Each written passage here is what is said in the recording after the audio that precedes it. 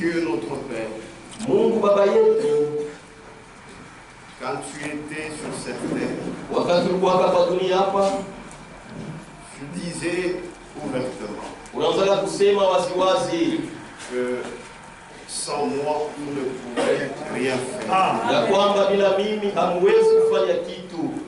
Et nous aussi en notre temps, nous avons réalisé cela. Na sie vile vile wakati yetu hii tunaona ile Que dans ton royaume, ya kwamba mfalme wako c'est toi qui peux nous aider ni wewe peke yako unaweza kutusaidia à faire quelque chose. kufanya kitu fulani. C'est pourquoi, Seigneur, Ndio kwa maana Bwana aide-nous utusaidie pendant que nous nous réunissons ici. wakati tunakusanyika mahali hapa. Nous vivons les derniers moments de l'histoire du Amen. salut. Tuko naishi wakati ya mwisho ya historia ya wokovu, Et tu nous as aidés na ulitusaidia afin que nous puissions faire partie intégrante de cette histoire. ili tupate kuwa sehemu nene kabisa ya ile historia. Seigneur, merci. Bwana asante, Pardonne-nous nos péchés. usamehe makosa yetu. La Bible dit Biblia inasema il n'y a personne qui ne pêche. hakuna mtu atendake dhambi. C'est pourquoi le sacrifice est là. Ndio kwa maana sadaka iko pale. Seigneur, Bwana, nous nous humilions devant toi. tunajinyenyekeza mbele Et yako nous te disons, na tunakuambia nous n'avons aucune justice à te présenter. hatuna hata na haki moja kukuonesha, C'est seulement celle que toi-même tu t'es pourvu. ni mpaka tu ile wewe peke yako jitayarishie Les corps sanglants mwili ya kuvuya damu de ton Fils Jésus-Christ. ya mwana wako Yesu Kristo. Aide-nous, Seigneur. Utusaidie Bwana, Même moi qui parlerai, hata mimi nitakayosema, enlève de moi tout orgueil. dosha ndani yangu kiburi yote, Que seulement ta parole sorte lakini neno lako tulitoke pour nous édifier. juu tupate kujengana, Car nous croyons que c'est l'œuvre du Saint-Esprit. kwa maana tunaamini ya kwamba ni kazi ya Roho Mtakatifu. Nous te le demandons. Tunakuomba Au nom de notre Seigneur et Sauveur Jésus-Christ. mjina ya Bwana na Mwokozi wetu Yesu Kristo. Amen. Amen. Nous allons lire notre écriture. Nous allons lire le mercredi. Tunasoma andiko yetu ya tangia kazi tatu, Apocalypse 13. Ufunuo sura 10, Apocalypse 17. Ufunuo sura 17, Le verset 3. shairi yake ya tatu. Il me transporta en esprit dans un désert Akanibeba katika roho na kunipeleka mjangwa, et je vis une femme assise sur une bête écarlate, na nikaona mwanamke mmoja mwenye kukaa juu ya mnyama wa rangi ya mwekundu sana, pleine de noms de blasphème, amejaa na majina ya makufuru, ayant sept têtes akiwa na vichwa 7 et 10 cornes, na mapembe 10. et au placement.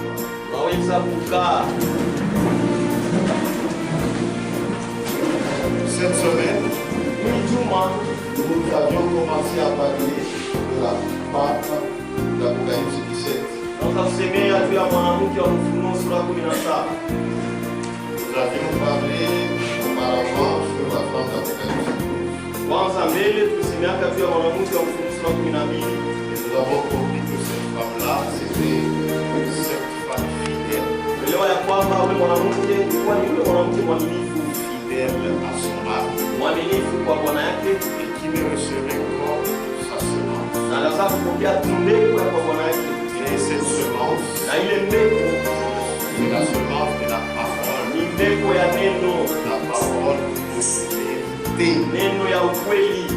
Et nous avons dit Na tulisema que cette femme est simple, ya kwamba yule mwanamke ni mnyenyekevu, donnée de la doctrine de tous apôtres, mwenye kutiwa taji ya mafundisho ya mitume 12, c'est-à-dire couronnée kusema mwenye kutiwa taji de la parole de vérité. na neno la ukweli.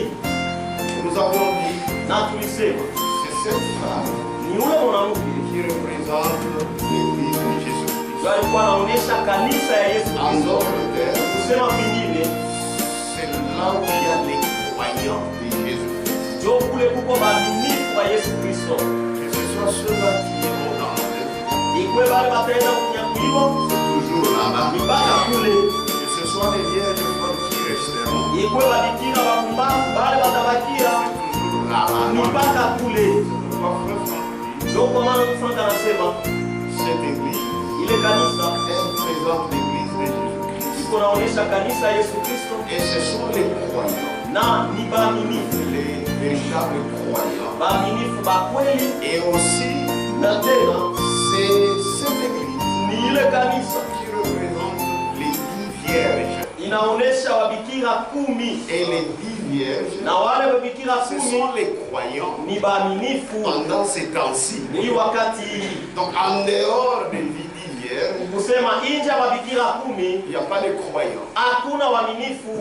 Donc ça, c'est ça l'église de Jésus-Christ. Hii ndio kanisa ya Yesu C'est Kristo. que tu peux ajouter, Ile wanaweza ça kuongeza n'a pas de place dans la Bible. haina nafasi mu Biblia. Amen. Nous avons aussi, d'autre part, Tuko tena ngambo ingine de la femme d'Apocalypse 17. na mwanamke wa Ufunuo sura 17. C'est cette femme Ni ule qui mwanamke a reçu la semence étrangère. ule alipokea mbegu ya kigeni, Et quand tu reçois la semence étrangère, na kama unapokea mbegu ya kigeni en tant que femme, saa mwanamke, Dieu t'abandonne. Mungu anakuacha, Il ne peut plus te supporter en tant que femme. asiwezi tena kukuvumilia saa bibi. Tu vas continuer avec ce que tu fais. Utaendelea na kufanya vile unafanya, Mais lui lakini yeye reste avec la femme fidèle. iko nabaki tu na mwanamke mwaminifu. Mais cette femme d'Apocalypse 17, Lakini mwanamke wa Ufunuo sura 17 il a une semence étrangère. iko na mbegu ya kigeni Et elle est infidèle. na yeye kwa kukosa Donc elle n'est uaminifu, pas l'église de Jésus-Christ. basi hasina kanisa ya Yesu Kristo, C'est l'église de Satan. ni kanisa ya shetani. Et nous avons lu Na tulisoma hapa que il me transporta en esprit dans un désert. akanibeba katika roho na kunipeleka jangwani, Et je vis une femme assise sur une bête. na nikaona mwanamke mmoja mwenye kukaa yule ya mnyama. Arrêtons-nous là. Tusimamie kwa pale, Une bête. mnyama, Une femme assise sur une bête. mwanamke mwenye kuikala yule ya mnyama. Voilà pourquoi Ndio kwa maana j'avais beaucoup insisté sur ça. niliwekaka mkazo yule ya ile Une femme mwanamke assise sur une bête. mwenye kuikala yule ya mnyama. Dit écarlate ainsi de suite, et moi je m'arrête. Rangi nyekundu na mimi nasimamia pale, mwenye kuikala yule ya mnyama. Et cette bête ici, Na huyu mnyama huyu sur laquelle la femme est assise, yule yake mwanamke ashakukaa, il est très important de la connaître. iko ya mafaa sana kumjua ule mnyama. Quand vous connaissez cette bête, Kama unamjua huyu mnyama, il sera très facile de reconnaître aussi la marque de la bête. itakuwa mwepesi vile vile kutambua chapa ya mnyama. Si vous avez des confusions sur cette bête, Kama kuna mvuruko yule ya huyu mnyama, même la marque de la bête, hata chapa ya mnyama vous ne comprendrez jamais. hautaelewaka kamwe, Vous aurez aussi une connaissance à peu près, na utakuwa tuna ufahamu moya karibu comme la connaissance des sa dénominations, ufahamu wa madhehebu, alors que c'est une confusion. japo ile ni mvuruko tu. Or la Bible dit, Japo Biblia inasema mon peuple watu ne wangu sera plus jamais dans la confusion. hawatakuwa kama mvuruko.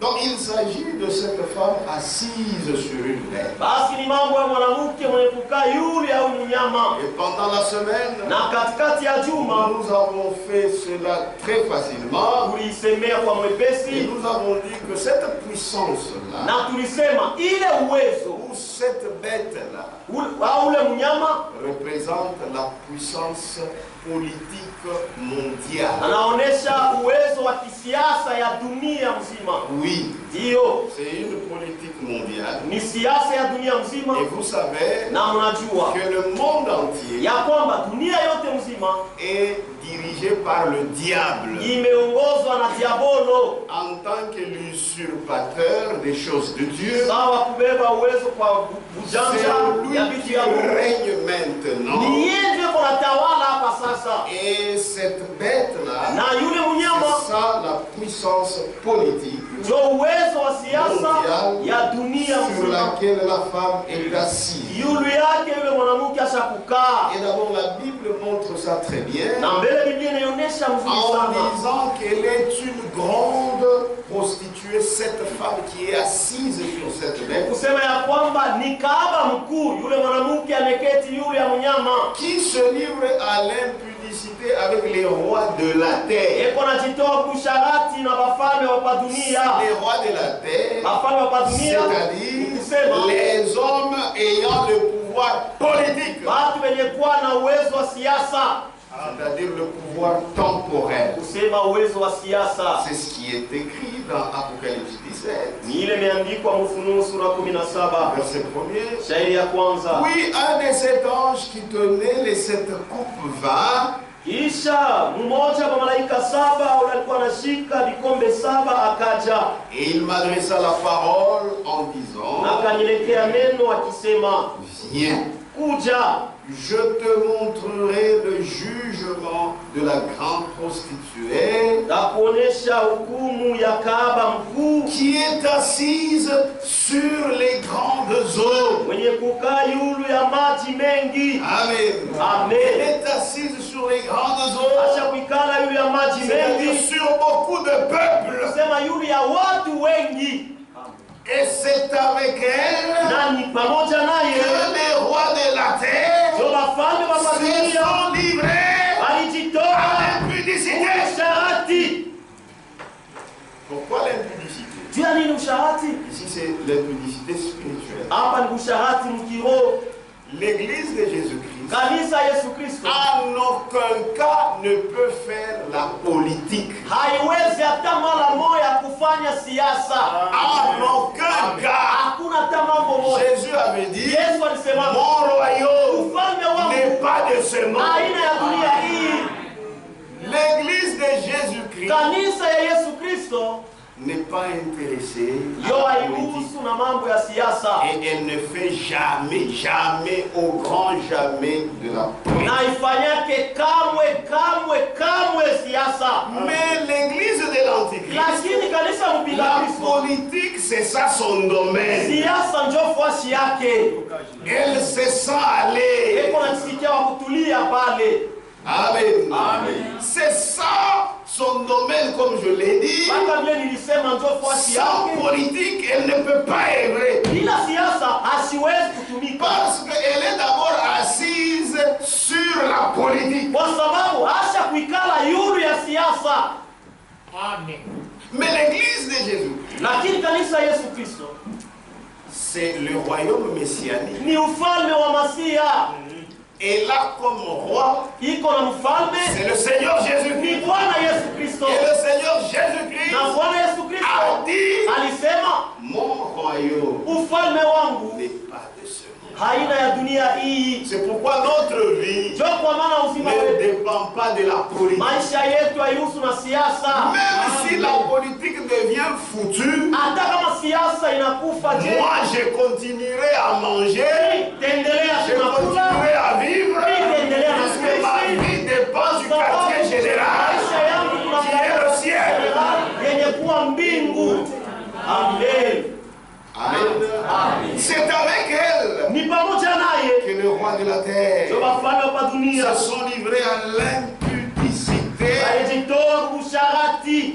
Amen. Amen. On mélange. Bena changa D'abord au niveau de la doctrine, il y a mélange. mbele kule na ngara mafundisho kuko mchanga, C'est-à-dire ni kusema qu'il n'a plus affaire avec Christ. haina na mambo ya kufanya na Kristo. Haitumiki tena na Kristo.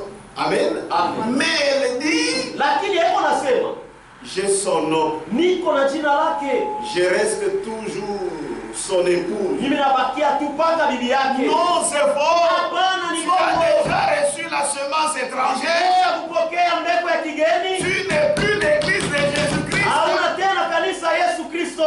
Et comme elle a tourné le dos à Christ, Na sasa hivi ashatupia Kristo mkongo, elle continue à faire l'impudicité avec la politique. na iko naendelea kufanya usharati na siasa. Là, vous ne pouvez pas lui interdire. Pale hamuwezi kumkataza. Elle a beaucoup d'arguments Eko na mambo ya kusema ya mingi pour montrer qu'elle doit faire la politique. ya kuonesha sema anapasha kufanya Mais à siasa. l'église de Lakini Jésus-Christ, kukanisa Yesu il y a Kristo toujours l'obéissance, kunekalaka tu la utiifu, fidélité uaminifu à la parole du Seigneur. kuneno ya Bwana. Amen. Amen. C'est avec elle Ni que pamoja les naye. de la terre se sont livrés à Jo bafanya l'impudicité. pa dunia balijitoa usharati, Et c'est du vin de son impudicité na ni mvinyo ya usharati que yake les habitants de la terre se sont enivrés. jo wakaaji wa pa dunia balilevika. Amen. Amen. Puisque personne Kwa sababu hakuna mtu ne peut vous dire, anaweza si kuamini ce n'est par l'Esprit de Dieu, kwa kupitia roho ya Mungu que cette femme, ya kwamba ule mwanamke elle est prostituée. ni kahaba. Tout le monde vous dira, Watu wote wataniambia c'est l'église de Jésus-Christ. ni kanisa Yesu C'est Kristo. ça la première église. Jo kanisa ya Alors que kwanza, la première église, jambo kanisa c'est ya l'église de kwanza la Pentecôte. ni kanisa ya Pentekosta, Mais cette église, lakini c'est la kanisa première église du diable. ni kanisa ya kwanza ya diabolo. Amen. Amen. C'est ainsi qu'au verset 3, Na njoo hivi pashairi ya tatu c'est le verset que nous avons ni lu. shairi ambapo Il tulisoma, me transporta en esprit dans un désert akanibeba katika roho na kunipeleka jangwani, et je vis une femme na nikaona mwanamke assise sur une bête écarlate. mwenye kukaa yulu ya mnyama wa rangi ya Cette nyekundu. femme-là, Yule mwanamke elle n'est pas différente de cette grande prostituée, c'est elle. ashachane na ukahaba mkuu, njoo yeye. Amen. Pleine de noms de blasphème, Amejaa na majina ya makufuru, ayant cette tête akiwa na vichwa saba et 10 corps. na mapembe 10. Amen. Et là, vous comprenez Na facilement, pale unaelewa kwa mwepesi c'est-à-dire ni kusema une puissance religieuse. uwezo wa kidini. Cette femme qui a reçu la semence étrangère, Ule mwanamke alipokea mbegu ya kigeni, qui tient la direction de la politique mondiale. ule kwa naongoza siasa ya dunia mzima. Amen. Amen. Apocalypse 121. Ukarasa La- 121 Le livre de kitabu ya Mfano, page 121. ukarasa 121. Il faut comprendre ces choses. Inapasha kuelewa hivi vitu, Ça va enlever toute confusion. itatosha mvuruko yote. Dans le chapitre 12, Musura ya 12, la femme fidèle mwanamke mwaminifu nous a été montrée, balituonesha hii, laquelle avait reçu la semence divine ule alipokeaka mbegu ya Mungu et enfantant conformément à cela. na akazala kufuatana na ile mbegu. Dans ce passage, Muhii andiko Apocalypse hili, 17, Ufunuo sura 17, c'est la femme infidèle. ni mwanamke wakosa uaminifu, msharati. C'est la femme infidèle Mwanamke qui msharati est présentée. ule banaonesha, Elle qui a reçu la semence étrangère. ule yeye alipokea mbegu ya kigeni, Bien qu'elle soit appelée femme, hata kama anaitwa bibi, ni c'est-à-dire kusema qu'extérieurement, nje elle est considérée comme étant une église. eko naonekana sa kanisa. Amen. Amen. Extérieurement. Kwa nje hivi C'est comme une église. ni sa kanisa, Et qu'elle a le nom de Dieu à la bouche. na eko na jina ya Mungu kukinwa. Amen. Amen. Même si vous allez dans l'église catholique, Hata mwendo wa kanisa on ne Katoliki cite pas Satan. abatayake mo shetani, Tu vas la dire. ne mente pas contre. Il cite qui? Banatayaka na Jésus. Yesu, Mais Moubongo. mais dans le faux Faussement. mubya bongo. Amen. Amen. C'est-à-dire Ni kusema qu'extérieurement, nje elle est considérée comme étant une église. eko naonekana sa kanisa Et qu'elle a le nom de Dieu à la bouche. na eko na jina ya Mungu kukinwa. Tout le système Matengenezo yote est constellé de noms de blasphème. imetungwa na majina ya makufuru. Pourquoi? Tia nini? La doctrine est Mafundisho diabolique. ya shetani. Le symbole de la femme assise sur la bête Mfano ya mwanamke mwenye kuikala yulu ya mnyama ne peut avoir qu'une signification. inaweza kuwa na maana moja tu. Quelle est cette signification? Maana yake nini? Que la puissance religieuse Ya kwamba uwezo wa dini a la haute main sur la puissance du monde. isha kutawala uwezo wa dunia. Très bien traduit. Amen. Amen. La puissance religieuse Uwezo wa kidini a la haute main isha kutawala sur la puissance du monde. uwezo wa dunia. Or, l'église de Jésus-Christ Japo kanisa ne Yesu peut Kristo pas faire la politique. haiwezi kufanya Mais siasa, cette église-là, lakini ile kanisa elle domine même iko na tawala la politique. siasa. Cette femme infidèle Huyu mwanamke msharati tient dans ses mains anashika mkononi mwake les rênes du pouvoir temporel. Eko naongoza utawalo wa kisiasa de la politique. ya siasa. Amen. Amen. Maintenant écoutez. Sasa Cette femme infidèle huyu mwanamke msharati tient dans ses mains les rênes du pouvoir temporel eko naongoza uwezo wa siasa par lequel elle est portée. kupitia ile basha kumbeba, basha kumbeba. Cette femme, elle est sûre. Ule mwanamke eko yule ya ile uwezo wa siasa. Amen. Amen. Cette femme infidèle Huyu mwanamke msharati tient dans ses mains eko naongoza les rênes du pouvoir temporel uwezo wa siasa par lequel elle est portée. ila shabebwa yulu yake Il est né ile shakumbeba C'est ça. Et qu'elle dirige. na eko naongoza. Il est Shakumbeba. Mais yeko yulu. Mais elle est au-dessus. Cette femme. Ule mwanamke Eko yulu. Eko na yongoza. est en train de diriger. Yen jo chauffeur. C'est elle le chauffeur. Hata mnafanya nje.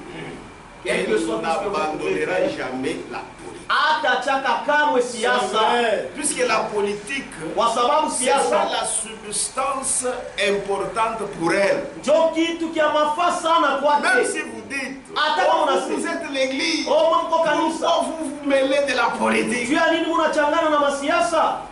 Abatashidia. Ils ne comprendront jamais. Puisque sans cela, abataishi. Kwa sababu bila ile ils ne vivront jamais. Amen. Amen. C'est la vérité. Ni ukweli. Par lequel elle est portée Yule yake ashakuikala et qu'elle dirige. na iko naongoza. Amen. Amen. Cette puissance-là, Ile uwezo ile, cette bête yule mnyama, sur laquelle la femme est assise, yule yake mwanamke ashakukaa, cette bête, ule mnyama ule, nous comprenons, tunaelewa c'est la puissance politique. uwezo wa siasa.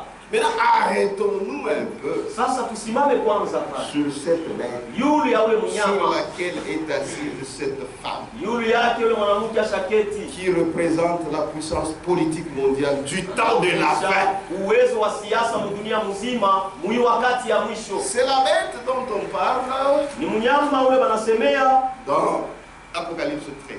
Mfunuo sura 13. On commence au verset 1er. Tunaanzia shairi ya kwanza. Puis je vis monter de la mer Kisha nikaona toka bahari une bête. mnyama mmoja, Ni paka c'est seulement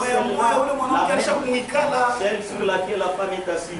Puis je vis monter de la mort une bête Kisha nikaona toka bahari qui mnyama avait 10 cornes et 7 têtes. alikuwa na mapembe 10 na vichwa 7, Et sur ses cornes 10 diadèmes. na yulu ya mapembe makofia 10, Et sur ses têtes des noms de blasphème. na yulu ya vichwa vyake majina ya makufuru.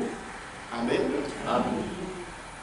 C'est cette bête-là. Ni yule mnyama ule, Et cette bête na yule mnyama est semblable à Satan, anafanana na shetani le dragon. joka, Pour dire qu'il n'a rien à faire avec mambo ya Mungu. ya kusema hana na cha kufanya avec les affaires de Dieu. Apocalypse 12, Ufunuo sura 12 verset 3.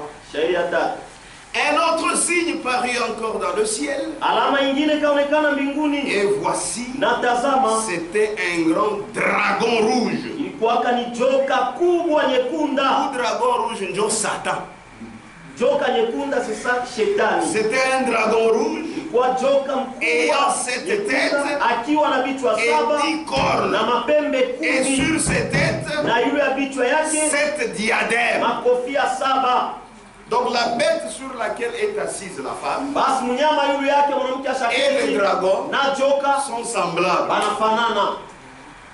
Ça doit vous dire quelque chose. inapaswa niambie kitu fulani. Maintenant, quelle est cette bête? Sasa ni mnyama gani huyu Sur laquelle cette femme est assise? yule yake yule mwanamke ashaketi? Cette bête, Yule mnyama c'est la dernière puissance ni uwezo wa mwisho mondiale ya dunia mzima par laquelle kupitia hii Satan dirige. shetani eko naongoza. Dirige quoi? Dirige le monde. Ongoza Puisque dunia. le monde, Kwa sababu c'est dunia Satan qui le dirige. shetani ndio eko naiongoza. L'église de Jésus-Christ, Kanisa Yesu c'est Kristo. Christ qui la dirige. Kristo mwenyewe eko naiongoza. Amen. Amen. Amen. Et cette quatrième puissance Na ile uwezo wa ine par laquelle Satan dirige le monde, kupitia ile shetani naongoza dunia elle est particulière. iko ya kipekee, Parce que c'est Satan qui se cache derrière cette quatrième puissance. kwa sababu ni shetani asha kujificha kumkongo ya ile uwezo wa ine. Amen. Amen. Et il se cache comment? Na asha kuficha maje Derrière le christianisme. kumkongo ya Kikristo. C'est un pouvoir du monde. Ni uwezo wa dunia, C'est un pouvoir de Satan, ni uwezo wa shetani, mais lakini représenté sous une forme pieuse. yenye kutambulishwa muhali moya ya utawa, Puisque kwa sababu c'est cette femme-là, ni yule mwanamke cette église, Il est qui canisa. va diriger la puissance politique. ndio ataongoza uwezo wa siasa. Et pour savoir que Unajua kujua ya c'est le kwamba diable, ni il diabolo, faut avoir la révélation. inapasha kuwa na Que nous avons. ile si tuko nayo. C'est pourquoi nous sommes un peuple prophétique. Ndio kwa maana tuko watu wa unabii. Les autres ne verront pas. Hawa watu wengine wote Ils hawataona diront kitu. que c'est la mauvaise foi. Atasema ya kwamba ni roho mbaya tu. Pourquoi vous parlez toujours des autres églises Pia nini mnasemea makanisa mengine tu? au lieu de parler de vous-même? Bali pa kusema tu Nous parlons mwenyewe. des autres. Tuko nasemea tu ya Parce que nous wengine. en avons reçu l'autorisation de Dieu. Kwa sababu tulipokea ruhusa Il kwa faut Mungu. ouvrir aux yeux, les gens, les yeux. Inapasha kufungula macho ya watu. Amen. Amen. C'est nous qui devons parler. Si Si ndio tunapasha kusema. nous ne parlons pas, Kama si atuseme. qui vont parler? Banani Parce batasema. que tous sont des aveugles. Tubote ni vipofu. Amen. Maintenant, nous qui voyons, Sasa si bale tuko naona. parlons. Tuseme. Amen. Cette quatrième puissance, Hii uwezo wa hii elle est particulière iko ya kipekee parce que Satan se cache derrière le christianisme. kwa sababu shetani ashajificha kumkongo ya Kikristo. Amen. Amen. Et son dirigeant, Na mwongozi wake il se dit, eko nasema le remplaçant anawabeba de nafasi Christ ya sur la terre. pa dunia.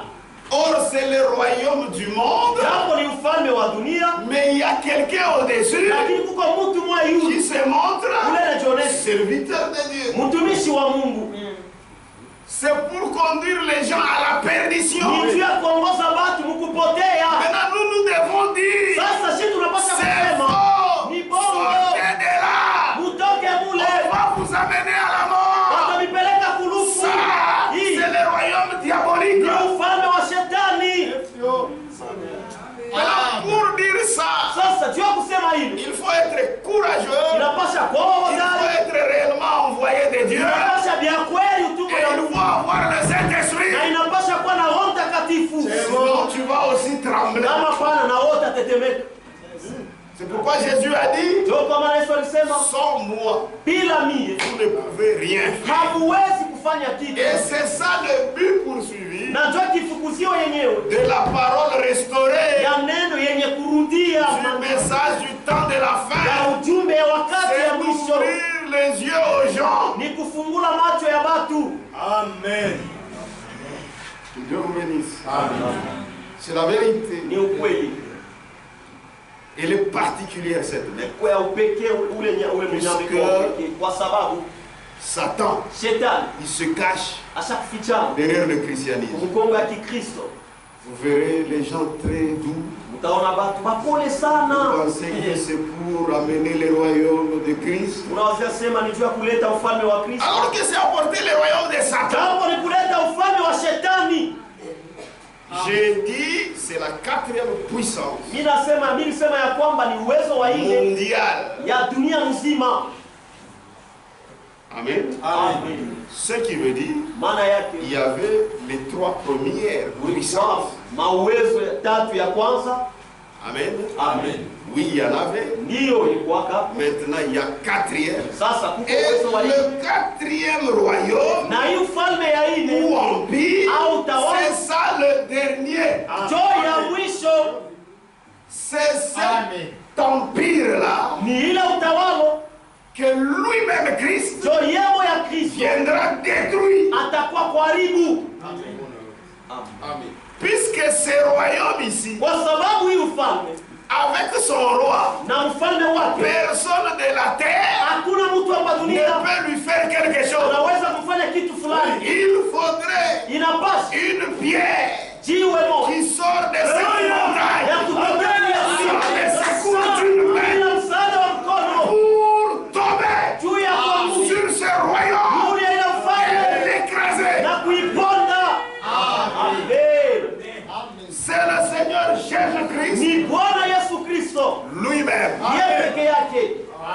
C'est pourquoi ces quatre royaumes, Njoo kwa maana ou maufalme ces si quatre au empires, mautawalo ine, la Bible en parle, Biblia inasemea c'est dans Daniel. ni Mdanieli. Vous vous souvenez Unakumbuka du songe que le roi avait vu, de cette statue-là. juu ya ndoto ile mfalme alionaka juu ya sanamu. Je ne peux pas vous troubler avec beaucoup d'explications. Siwezi kunivuruga na mafasirio ya mingi, Mais lakini Daniel aussi Danieli naye avait vu une vision. alionaka onyo. Amen. Amen. Dans Daniel 2, Mdanieli sura ya c'est pili Daniel qui explique ni Danieli eko nafasiria les songes du roi. ndoto ya mfalme, Mais dans Daniel 7, lakini Mdanieli sura ya c'est saba Daniel lui-même ni Danieli yeye mwenyewe qui avait vu des songes. juu alionaka ile ndoto. Lui-même appelle ça vision nocturne. Yeye mwenyewe anaita onyo ya usiku.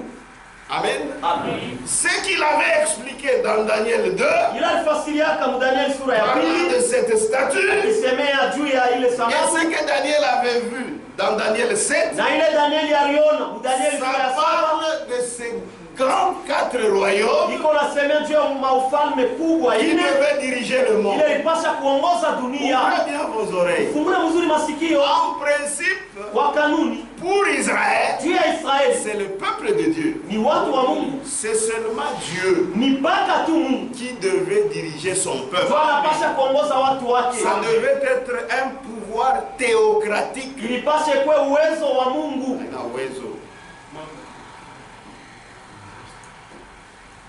Mamlaka ya Mungu, Bien, utawala. utawala wa Mungu. Amen. Mais Israël avait refusé. Lakini Israeli Il alikataa. a dit cherche-nous un roi. Akasema mtafutie mfalme. C'était la volonté permissive. Ile ilikuwa ni mapenzi ya kuruhusiwa. Mais Lakini Israël a souffert. Israeli aliteswa. Et chaque fois qu'Israël péchait, Na kila mara Israeli alikuwa anatenda dhambi, il allait en captivité. anazaa kwenda mbutumwa. C'est pourquoi Ndio kwa maana Dieu Mungu a abandonné Israël. aliacha Israeli. Il a été maintenant sous le pouvoir des nations. Sasa Israeli alikuwa chini ya utawala wa mataifa. À partir de la captivité babylonienne. Tangia kule kubutumwa ya Babiloni, C'est là où ça a commencé. ndio kule ilianzia. C'est-à-dire, Ni kusema pendant tous ces quatre royaumes, mwili wakati ya ufalme yote ine, Israël Israeli est dominé ametawaliwa par les nations. na mataifa. C'est ce qu'on appelle les temps des nations. Ndio ile wanaita wakati ya mataifa. Ça se terminera Itamalizika avec le millénium. na utawala miaka 1000. C'est pourquoi le millénium, Ndio kwa maana utawala miaka c'est 1000 le règne d'Israël. ni utawala wa Israeli.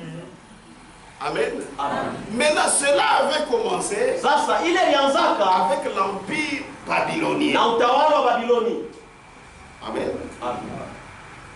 Après l'empire babylonien, Kisha utawala wa Babiloni, il y avait l'empire de Mède et Perse. utawala wa Bamedi na Perse. Israël était toujours sous leurs pieds. Israeli alikuwa mpaka chini ya miguu On yao. appelait des Cyrus, Sasa ainsi de kuta suite. Basirus hivi na hivi. Et après, Il Kisha y avait l'empire grec ulikuwa utawala wa Yunani avec Alexandre le Grand. na Alexandre le Grand.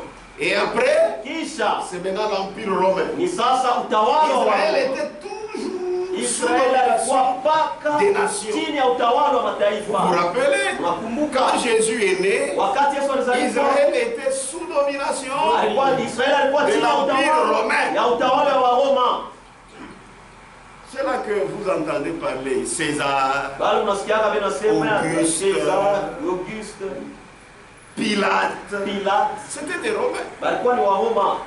C'est-à-dire Israël Kusema Israeli était aussi alikuwa naye parmi les pays qui étaient sous l'empire romain. katikati ya mainchi ile ilikuwa natawaliwa na Waroma. Or Israël Jambo ne Israeli devait pas subir ça. haikupasake kupata ile. C'est pourquoi Israël Ndio kwa maana Israeli attend le Messie eko nachunga Masia pour le libérer ya kumtia du huru joug des nations. kanira ya mataifa.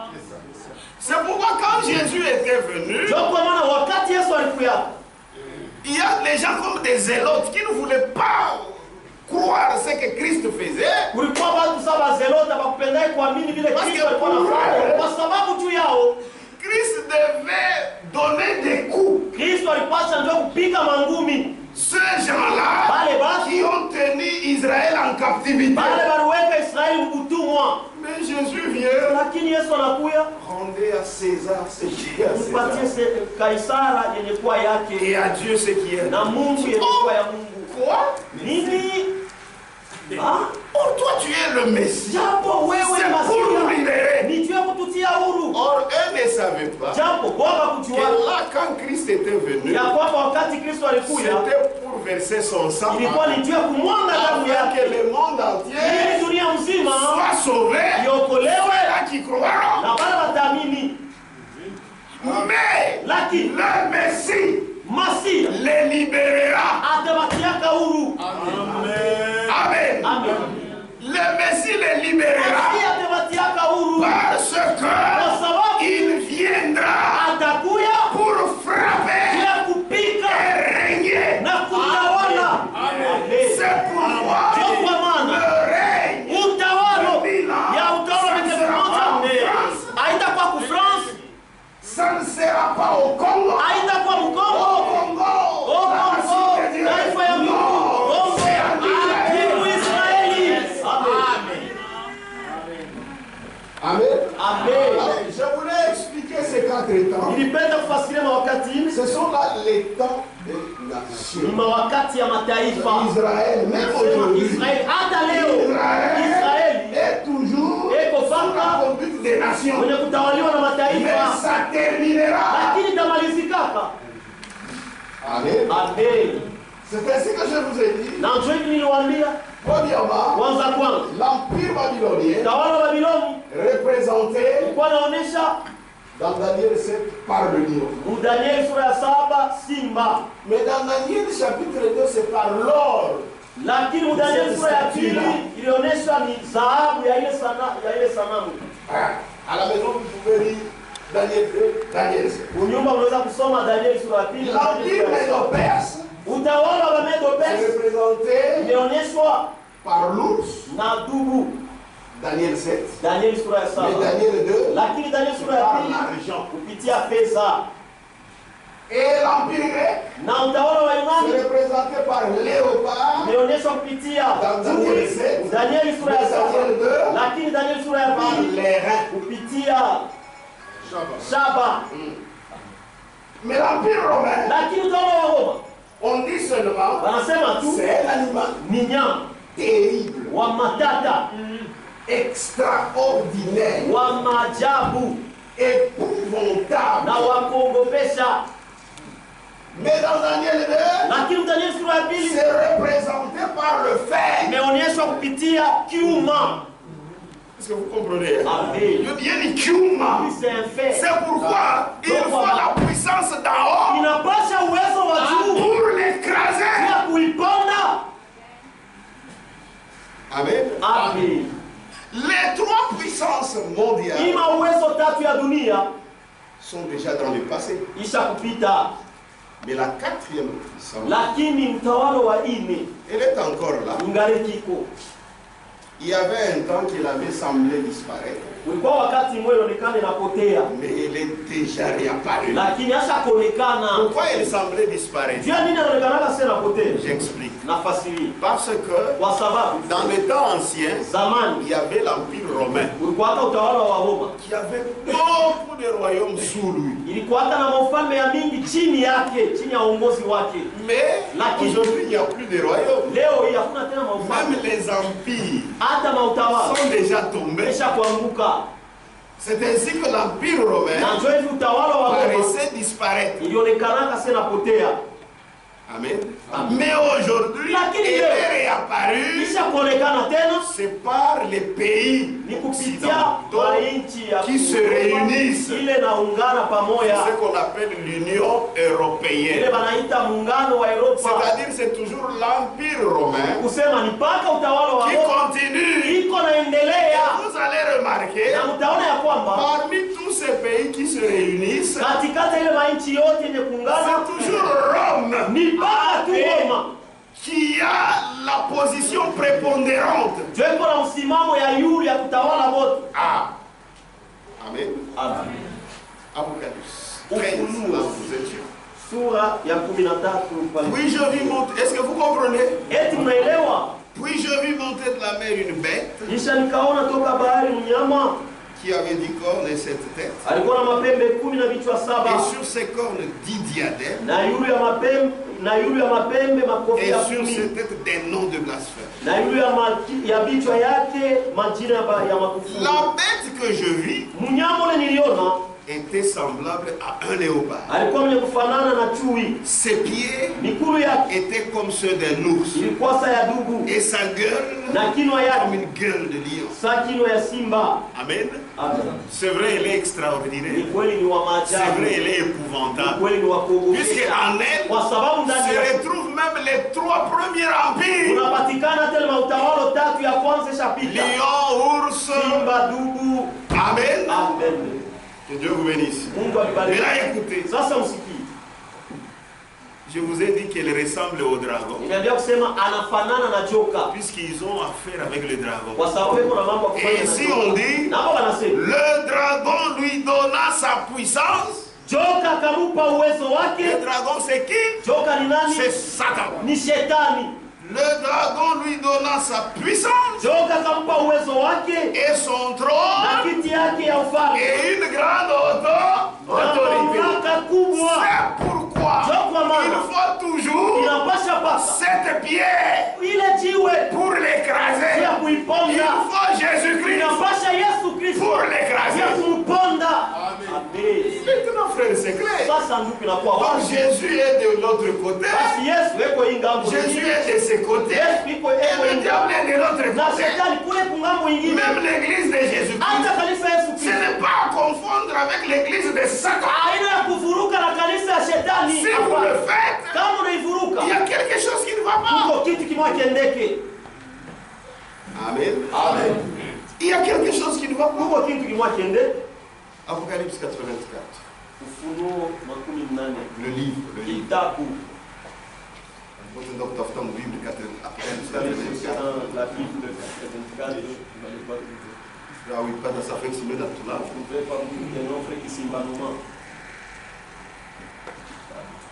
Au chapitre 13 kusura ya 13 de l'Apocalypse, ya Ufunuo, il n'est plus fait mention des 3 premiers empires abataye mautawalo tatu ya kwanza que Daniel avait vu. ile Danieli aliona, Et cela na ile parce qu'ils appartiennent déjà au passé. kwa sababu tayari ishakupita.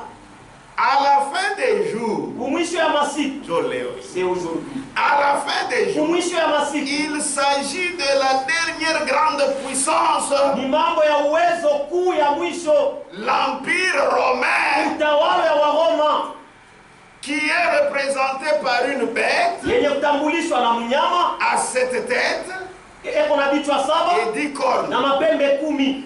La chose remarquable Kitu kya kushangaisha est que cette bête ni ule mnyama est semblable à Satan, anafanana na nyoka le na dragon shetani, roux joka nyekunda qui a 7 têtes ule kona bichwa et 10 saba cornes. na mapembe 10. Apocalypse 12, 3. Ufunuo sura ya 12 shairi Maintenant, ya 3. écoutez. Sasa msikie. Le prince de ce monde Mfalme wa hii dunia exerce son influence sur la terre anatumia uvuto wake pa dunia par la superpuissance. kupitia uwezo wa yulu sana. Quoi, il est uwezo ya yulu. Vous connaissez le uwezo ya yulu? C'est l'empire romain. Ni utawala wa Waroma. Par la superpuissance Kupitia ile utawala wa juu sana dans la personne de l'antichrist. ndani ya mtu mpinga Kristo. Amen. Amen. Amen. Et le dragon lui donna sa puissance Na joka kampatia uwezo wake et son trône na kiti yake ya et ufalme un grand pouvoir. na uwezo kubwa. Apocalypse 13:2. Ufunuo sura 13 shairi ya 2. Il s'agit donc Ni mambo basi de la puissance mondiale ya uwezo wa dunia mzima. qui sort d'un trône, Ile inatokea kukiti ya ufalme moya, c'est-à-dire un siège. ni kusema kiti ya ufalme. Vous connaissez ce siège-là? Unajua ile kiti ya C'est ufalme Vatican. ni Vatican, C'est à Rome ni Kuoma, d'un siège tokea kiti moya bien ufalme déterminé. yenye kujulikana mzuri. Amen. Amen. Et après, Na kisha on a même donné balimpatia à cette église balipatia ile kanisa une partie, kipande 44 hectares. 44 hectares. C'est là où est le siège, c'est ça Vatican. Njo Vatican. C'est-à-dire, quand vous allez en Italie, parce Kama que Rome unaenda c'est en Italie, Italie. juu Roma iko ku Italie. C'est Rome, là. C'est ça. Rome c'est en Italie. Roma iko ku Italie. Capitale d'Italie c'est Rome. Town mkuu ya Italie njo Roma. C'est-à-dire, quand vous allez en Italie, Ni kusema kama unaenda ku Italie, c'est-à-dire il y a 2 États. ni kusema kuko maserikali mbili kule. Il y a l'État italien Kuko serikali ya Italiano, où il y a le président. kule kuko presidente ko pale. On a toujours élu. Banamchagulaka, Et après, kisha tena il y a ces 44 hectares là. kuko ile 44 hectares, C'est aussi un pays. nayo ni nchi. Le président c'est le pape. Raisi ni papa.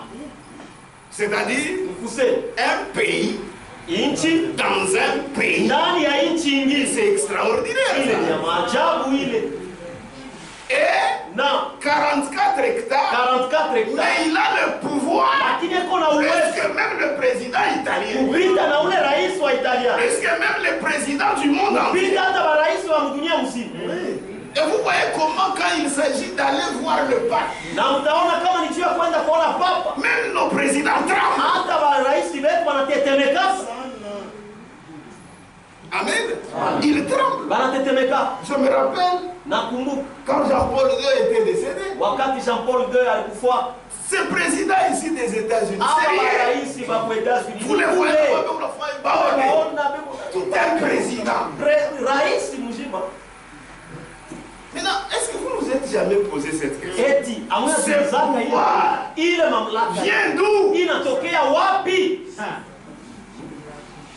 Donc, pour les papes, ces présidents, tout ça, tout Unajua ça. papa barais c'est comme ses enfants. Il peut passer là au temps. Ce pouvoir-là, Ile mamlaka ile ça vient d'où? inatokea wapi? Quand le pape vient ici au Kama tu papa anakuya ku Kongo, les gens qui vont recevoir, et ce sont ces gens-là qui vont recevoir le président. Je crois que très nombreux. pas mingi sana. Frère, si vous n'avez pas les yeux pour voir, Nous, kama una macho juu ya kuona, tu es prédestiné à la perdition. ushatayarishwa kupotea. Amen. Amen.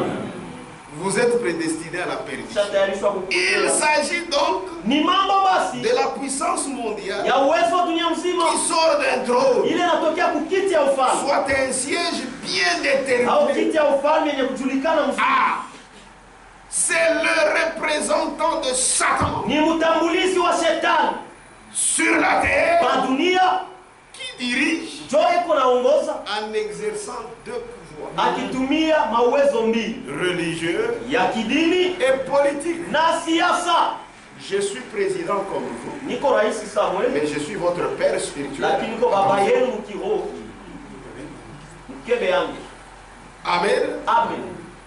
Et vous constaterez, Na mtaona ya comme j'ai voulu faire simple, Sabile nilipenda kufanya que mwepesi cette bête, ya kwamba huyu c'est la mnyama puissance ni politique. uwezo wa siasa, Et cette femme na huyu mwanamke y est assise. mwenye kuikala yule ya mnyama. Même quand cette église a commencé, Hata wakati ile kanisa ilianza, ce qui a fait que cette église commence, ile ilifanya ile kanisa ce n'est yanze pas la volonté de Dieu, haina mapenzi ya c'est la Mungu, volonté de ni Satan. mapenzi ya shetani.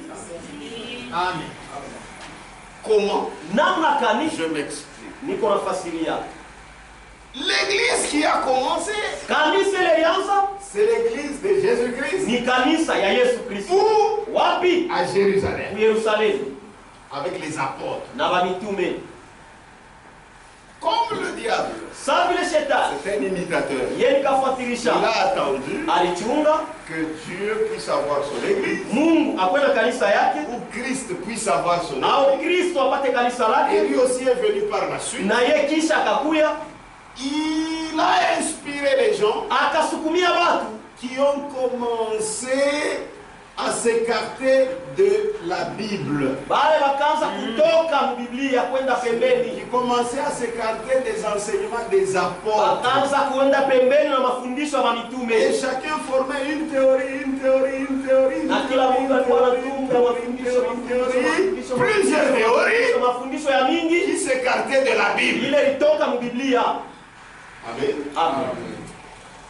Maintenant, Sasa ça semblait être innocent. ionekana saa ya show mambo, C'est pourquoi quand on parle des sceaux, ndio kwa maana kama tunasemea juu ya miuri, vous allez voir utaona qu'au premier saut, ya kwamba kumuri wa kwanza mais c'est innocent. ni wa show mambo. Vous voyez, c'est un cheval blanc. Huko naona ni farasi nyeupe. Amen. Amen. Et vous allez faire une confusion Na car utavuruka c'est Christ, ya kwamba ni Kristo, alors que ce n'est pas Christ. japo haina Kristo. Frère Branham aussi avait fait cette erreur. Ndugu Branham naye alikotolaka baadhi, Il a même prêché toute une prédication. alihubiria hata mahubiri mnene Le puissant conquérant. wa uwezo mshindaji. Il a pris cette écriture-là. Alibebelea Et andiko c'est une prédication, il y a mafuta na sana. ni mahubiri moya ya mafuta, Mais doctrinalement, c'est faux. lakini mkimafundisho ni bongo. C'est après, Lakini ni kisha après la révélation des sectes. kisha ufunuo wa mbingu saba, c'est là qu'il s'est rendu compte, L'ange lui dit, malaika c'est kamwambia l'antichrist. ni mpinga Kristo ule, Et il a corrigé. na akasaisha. Amen. Amen. Au début, ça paraissait innocent. Mwanzo ilikuwa inaonekana yasho mambo, Mais lakini à l'âge maintenant, mkizazi quand on parle des na Pergames, tunasemea vizazi ya maintenant ça commence à s'installer pale inaanza sasa kuikala jusqu'à l'âge de Tiati, kila mkizazi Laïcha, qui décale ça. c'était maintenant installé. Et maintenant, ce qui paraissait innocent, Sasa ilikuwa inaonekana yasho mambo, c'est devenu une doctrine. inakuwa mafundisho Et c'est devenu maintenant une église de Satan. na inakuwa sasa kanisa ya shetani. Amen. Amen. C'est devenu une église de Satan. Inakuwa kanisa ya shetani, Et il y a eu plusieurs maintenant doctrines. na kulikuwa sasa mafundisho ya mingi. Maintenant, Sasa le travail de Constantin. kazi ya Konstantin. Constantin, c'est un serviteur du diable. Konstantin yeye ni mtumishi wa shetani. Amen. Konstantin C'était l'empereur romain, alikuwa ni mtawala wa Roma, le serviteur du diable. mtumishi wa shetani. Le diable l'a utilisé Shetani alimtumia pas pour affermir l'église de Jésus. hapana juu ya kuimarisha kanisa Il a ya commencé à ile Jérusalem. ilianza kwa Yerusalemu, C'était pour affermir ilikuwa ni juu ya kuimarisha les gens qui s'étaient écartés de la doctrine biblique. batu wale waliendaka pembeni na mafundisho ya Biblia, Et il les a réunis na aliwakusanisha en une seule chose. mkitu kimoya, C'est ça l'église catholique. njo kanisa ya Katolika. L'église catholique, Kanisa ya c'est Katolika l'ensemble des doctrines doctrine ni bwingi ya qui mafundisho s'était écarté de la Bible. ile ilitoka pembeni ya Et Biblia, Constantin les a réunis. na Konstantin akawakusanisha. Amen. Amen. Constantin les a réunis. Konstantino aliwakusanisha. Quand il les a réunis, Wakati aliwakusanisha c'est au concile de Nice ni kumkusanyiko wa Nisea en 325. mu Il y 325. a eu beaucoup de choses qui ont été dites. Kulikuwaka vitu vya mingi Mais vilisemewaka, parce que cette église lakini juu ile kanisa n'est pas l'église de Jésus-Christ, haina kanisa ya Yesu on Kristo, ne pouvait pas supporter l'unique Dieu. hawakuwezake kuvumilia Mungu mmoja tu, Puisque l'église de Jésus-Christ kwa sababu kanisa ya ne Yesu connaît Kristo qu'un seul Dieu. inajua Mungu mmoja tu. Dans l'église de Jésus-Christ, Mukanisa Yesu il n'y a Kristo pas de trinité de personnes en Dieu. hakuna utatu ya watu, hapana. Oh Mungu Baba, Oh Dieu le Père, Mungu Mwana, Dieu le Fils, Mungu Roho Dieu le Mtakatifu. Saint-Esprit. Ça c'est diabolique. Ile ni ya kishetani. Amen. Un vrai chrétien, Mkristo wa il kweli n'adore qu'un seul Dieu. anabuduaka ni Mungu mmoja tu, Et ce Dieu-là na ule Mungu est apparu dans l'Ancien Testament alionekana mwagano la et kale dans le Nouveau na mwagano Testament. jipya, Il s'est fait homme alijifanya pour mtu venir nous sauver. pia kwa kutuokoa. Jésus-Christ Yesu et Kristo le Jéhovah ni Jehova na ne Yehova, sont pas deux personnes hapana différentes, watu wawili mais c'est une wakuachana, seule lakini personne. ni mtu mmoja tu. Maintenant, parce que ça montrait que c'est l'église de Satan, Sasa juu ilikuwa inaonyesha kusema ni kanisa ya et là, shetani. il fallait créer une divinité Sasa ilipasha kuumba bumungu qui est différente de la divinité de la vraie église de Jésus-Christ. yafuatana na bumungu na kanisa ya kweli ya Yesu Kristo. Amen. Amen. C'est ainsi que Na njoo hivi il y avait maintenant des discussions christologiques sur le Christ. kulikuwaka sasa mabishano yule ya Kristo. Christ, Kristo le Fils. mwana, Quelle est la nature? asili ya mwana ni nini? Mwana ni nini? Philosophie dans un monde. La philosophie commença dans les affaires. Or, Fils, Japo mwana c'est qui? ni nani? Fils, Mwana c'est Dieu. ni Mungu Fait chair. yule alifanywa mwili Pour nous sauver. juu ya kutuokoa. Fils, c'est quoi? Mwana ni nini? C'était la question là. Ndio ilikuwa kama Fils. hizo pale. Mwana ni nini? Mwana ni nini? Mwana ni Est-ce que nini? le Fils Eti mwana et le Père, na baba est-ce qu'ils sont égaux? eti beko pamoja Ou bien il y a l'un qui est plus grand au kuko moja iko mkubwa et l'autre petit? na huyu mwingine mdogo? Voyez frère? Unaona ndugu, Or, au lieu de prendre la Bible japo bali pa kubeba et Biblia d'avoir la réponse, na kupata jibu, et on regardait dans la philosophie. bo baliangalia mfilosofia C'est ainsi qu'en discutant, na njoo vile mbabishano c'est ainsi que Constantin les a aidés, ce païen ici. na njoo vile Konstantino alibasaidia huyu mpagano huyu. Constantin c'était un païen. Konstantino alikuwa mpagano, Sa religion c'était le Mitra. dini yake ilikuwa ni Mitra. Et d'ailleurs, Na mbele quand il a formé son église, wakati alipoanza l'église kanisa yake, catholique, kanisa Katolika, il a été baptisé sur son lit de malade. alibatizwaka kwa kitanda yake ya ugonjwa Quand il était à l'article de la mort. wakati alikuwa karibu na kufa. C'est là qu'on avait baptisé avec leur Donc tous ces temps-ci, Kwa hiyo wakati yote na tunyatuletumai, et même cette là il n'y en avait pas. haikukwako, Mais il a formé l'église. lakini alitunga kanisa. Maintenant, il les a aidés. Sasa alibasaidia, asema hapana, Il leur a donné ce mot ici. akawapatia Ce msemo, mot savant, homoousios. msemo ya bajuzi homoousios. Lui, Asema même le Père, hata baba même le Fils, na hata mwana c'est même substance. ni kitu kimoya kimoya.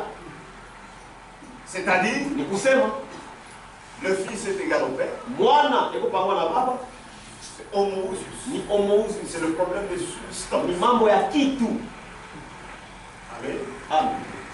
Et cela avait été adopté. Na ile baliitika, Donc il y a Dieu, c'est pourquoi on dit Dieu. ndio kwa maana Il y a anasema Dieu le kuko Père. Mungu Baba, Il y a Dieu le Fils. kuko Mungu Mwana. Ça c'était en 300.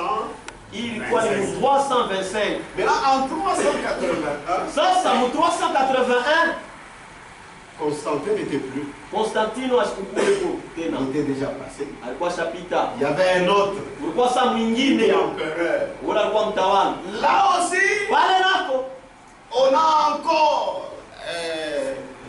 convoqué un autre concile. pale wakaita tena mkusanyiko ingine. Et à ce concile-là, Na kuila mkusanyiko on a maintenant traité le rôle du Saint-Esprit. walisumbulia sasa mambo ya Roho Et dans le Mtakatifu. Saint-Esprit, Sasa Roho Mtakatifu lui, il est de quelle substance? yeye ni wa kitu gani? Maintenant, il y a quelqu'un qui leur a rappelé. Sasa kwa mtu mmoja Ils bakumbusha. n'ont pas regardé dans la Bible. Hawakuangaliaje mbiblia? Ils ont dit non. Wakasema hapana. Du temps de Constantin, Wakati wa quand Konstantino, nous avons traité sur le Fils et le Père, wakati usumbuliaka mambo ya mwana na baba, il nous avait donné un terme. alitupatiaka msemo C'est homoousios. ni homoousios, C'est-à-dire, ni kusema même le Père, hata baba même substance. kitu moya moya, Le Fils, mwana même substance. kitu moya moya, Le Saint-Esprit, Roho Mtakatifu même substance. kitu moya Et moya. en 381, Na mu la 380 Trinité a été complète. utatu ineneana yote, Et quand la Trinité a été complète, na wakati utatu c'est ineneana là yote, qu'a commencé la catholicisation par force. ni pale sasa kukaanza mafundisho ya kikatolika ya Parce qu'ils kukasirisha, ont trouvé leur Dieu, kwa sababu walipata sasa Mungu wao, la divinité. Mungu wao. Mais là, ils devaient forcer les gens. Sasa walipasha kukaza Tous watu ceux-là pale wote, qui niaient la Trinité, pale wote walikuwa na On pisha les tuait. kukatala utatu, wanataka kubaua. Amen. Amen. Pourquoi la Bible dit Joko wana Biblia cette inasema femme yule mwanamke est ivre asha kulevika des sang des saints. na damu ya watakatifu. Tous ceux-là qui refusaient, Wale wote wanataka que ce kukataa, soit les Juifs, ikwe que Wayahudi, ce soit les vrais chrétiens de la vraie Église, ikwe Wakristo wa kweli wa mkanisa ya on kweli, les tuait. walianzaka kuwaua. Et Constantin, Na Konstantino comme il était sasa vile alikuwaka l'empereur, mtawala déjà pendant son temps, tayari, ule wakati wake il a fait alifanya que tout le monde de son empire batu wote ba mtawala wake puisse être catholique. bakwe bakatolo. C'est pourquoi à cette époque-là, Ndio kwa maana ule wakati si vous êtes païen, kama uko mpagani vous êtes dans une situation inconfortable, au uko mumambo il moya, faut faire tout inapaswa ufanye iwezekanayo pour croire. juu amini. C'était la catholicisation forcée. Ile ilikuwa sasa ni C'est kikatolika ya pourquoi vous ne pouvez kukazirisha. jamais vous comparer matériellement avec l'église Ndio kwa catholique. maana muwezi kama kujilinganisha mkimwili tu na mumari na kanisa Katolika. C'est une église qui a commencé avec un empereur. Ni kanisa ilianzaka na mtawala wa Roma, C'est lui qui a fondé ça. yeye ndio aliitunga. Il y avait combien d'argent on avait doté à cette église? Kulikuwa ka fedha ngapi C'était walipatia l'argent kile de kanisa? tout un royaume, Ilikuwa un empire. ni fedha ya utawala mzima. C'est pourquoi ils ont l'argent. Ndio kwa maana beko na fedha. L'argent ne vous en faites Fedha pas. msitaki. Cette église a bon. Ile kanisa kuna fedha nyingi. Amen. Amen. C'était l'église mondiale. Ilikuwa ni kanisa ulimwengu mzima. Que Dieu vous bénisse. Ilikuwa ni bariki. Les rois. Bafalme C'est bafalme. l'église Ni catholique kanisa ya Katolika. qui les mettait rois. Ndio wanaanza kubaweka bafalme. Il y avait même dans l'histoire les guerres d'investiture. Ile Nous, vita dans ya le temps, on avait étudié ma histoire ya Bazungu. Hapo sasa mama mifunda Bazungu ya kwa Afrika na Wangole. Il y avait les guerres d'investiture. kulikuwa ni mavita ya C'est entre l'église kuweka batu et les rois. kanisa na bafalme. Si vous refusez, Kama c'est unakataa, comme un roi avait refusé. kosa On mfalme l'a anakataa, excommunié. bali mfukuzaka. Quelle puissance. Uwezo kani? Maintenant, Léo, toi, tu vas lever ton petit doigt. Aujourd'hui wewe la mshika kilole kama Si nous le faisons, c'est par le Saint-Esprit. kama tu unaifanya kupitia Roho Mtakatifu, Parce que c'est le temps. kwa sababu njoo wakati Les gens doivent sortir. watu banapasha kutoka, C'est le temps. ni wakati Maintenant, si toi, tu es prédicateur, sasa. Kama wako mhubiri tu prêches en telle sorte que les gens puissent trouver de bons en ça. uko na ubiri mnamna Et watu même wapate toi. mema. Na wewe Babylone. Babiloni. Amen. Amen. Amen. Toi aussi, tu es Na Babylone. wewe uko Babiloni. C'est la vérité. Ni ukweli. Lisons quelque chose. Tusome kitu fulani. Dans le christianisme traditionnel, c'est ma première Bible. Kristo ya zamani. Hapa haizalaki vile. Wewe sema tu christianisme traditionnel. Christianisme Tutakuonesha traditionnel. signification après. Amen. Christianisme ile ya kumwanzo haina traditionnel ya Michel. Voilà. Amen. On va comprendre.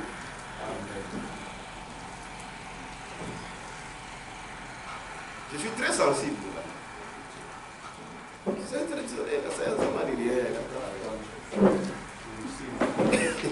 Ah? Attends, frère.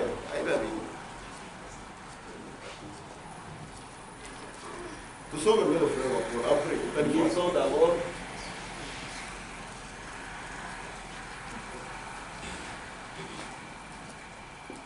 Christianisme traditionnel, page 27. Christianisme traditionnel, ukurasa wa 17. Écoutez, frère. Msikie ndugu.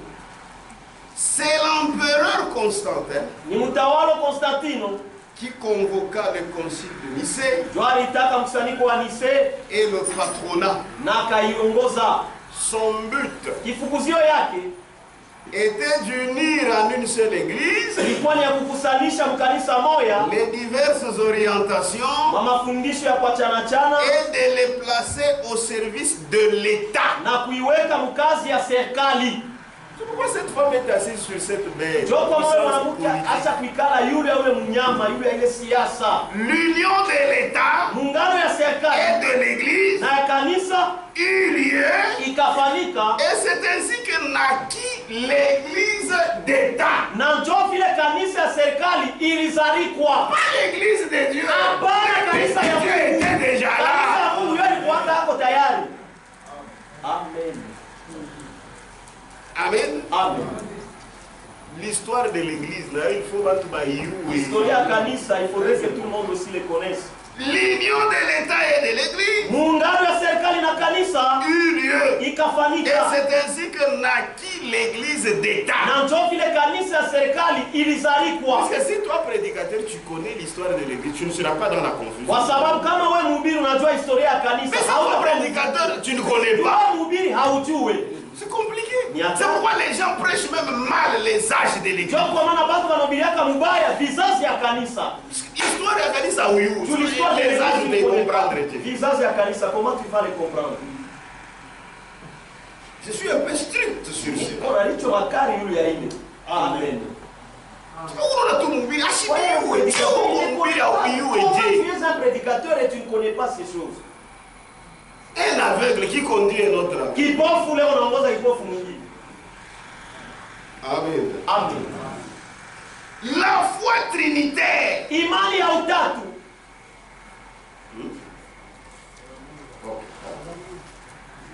Mungu watatu, c'est mieux. Puisque nous aussi nous croyons en la trinité des fonctions. Tunasi tunaamini utatu wa makazi.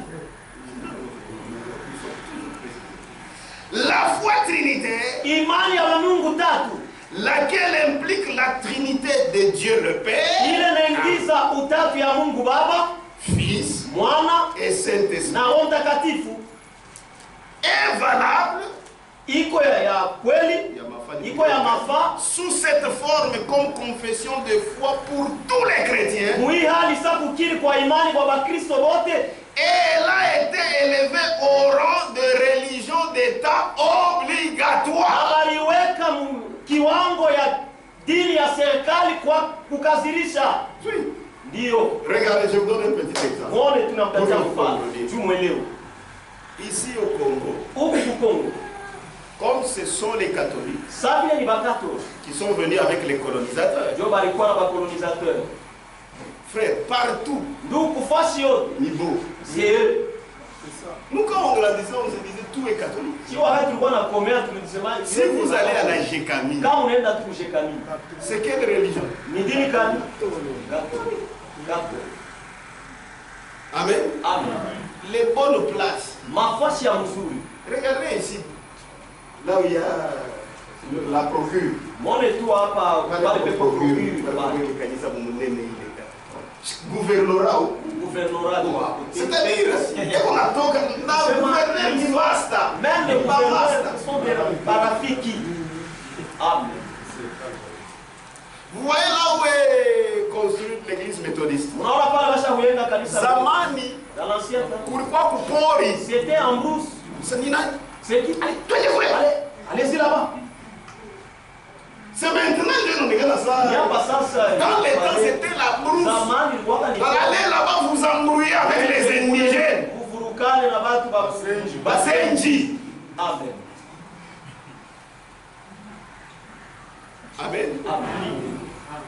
Donc ça a commencé par être une religion d'État. Sur le plan matériel. Il y a ces cas. Mukimwili tout fait ça. Kaboumou fait ça. L'argent. Tu vois, vous voyez les religieux là. Si les prêtres, on a un chiquier. Parce que c'est une fonction. C'est pourquoi on nous dit nous de ne pas être comme eux. Parce qu'il est Michel. Ça, c'est une fonction.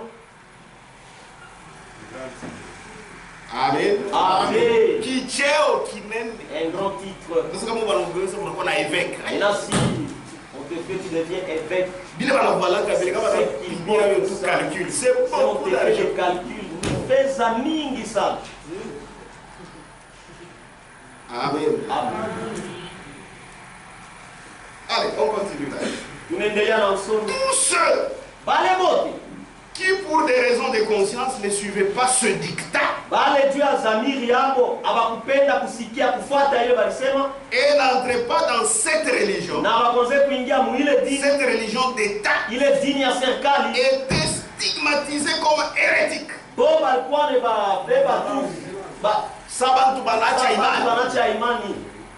Depuis ce moment-là, commençant aussi contre l'église biblique qui avait pris naissance à Jérusalem, la persécution. Tangia ile wakati ile kanisa ilizalikuwa kwa Jerusalem bakanza kuitesu. Amen. Amen. La persécution de la part de l'église chrétienne de l'Empire romain. Vous voyez que présente ça. Ce sont des choses différentes. L'église de Jésus-Christ et l'église chrétienne de l'Empire romain. C'est différent. Il y a Yesu, l'autre c'est pour Jésus, il y a Shétan. l'autre c'est pour Satan. On ne peut pas le dire autrement. Mon frère, Shigriya Koburuma. Il faut dire la vérité. Christianisme traditionnel, page 25. Donc quand on est dans mon histoire, ma doctrine ya leo, aujourd'hui ça disparaît. Ça se dissout. Même à ta Witaï, même à toute histoire. Lisez seulement l'histoire. Page 25. Vu uniquement de l'extérieur, le christianisme dégénéré, vu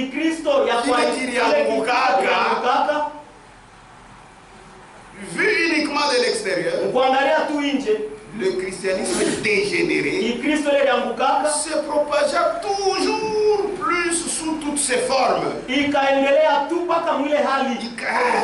Jusqu'à être reconnu par l'État du temps de l'empereur Constantin, de telle manière qu'il devint alors une puissance à prendre au sérieux dans l'Empire romain tout entier. La foi devint une nouvelle philosophie. C'est pourquoi vous voyez à l'Europe. Si on allait en Belgique, en France, c'est-à-dire quelqu'un, s'il n'est pas catholique, et on a trahi. Il pense qu'il trahit. Il n'est pas européen. Amen. Amen. De telle manière qu'il devait alors une puissance à prendre au sérieux dans l'Empire romain tout entier. La foi devint une nouvelle philosophie. Les traditions orientales mélangées avec la culture helléniste. Helléniste ni Bayunani, les Grecs. Diluèrent fortement la substance de la foi primitive.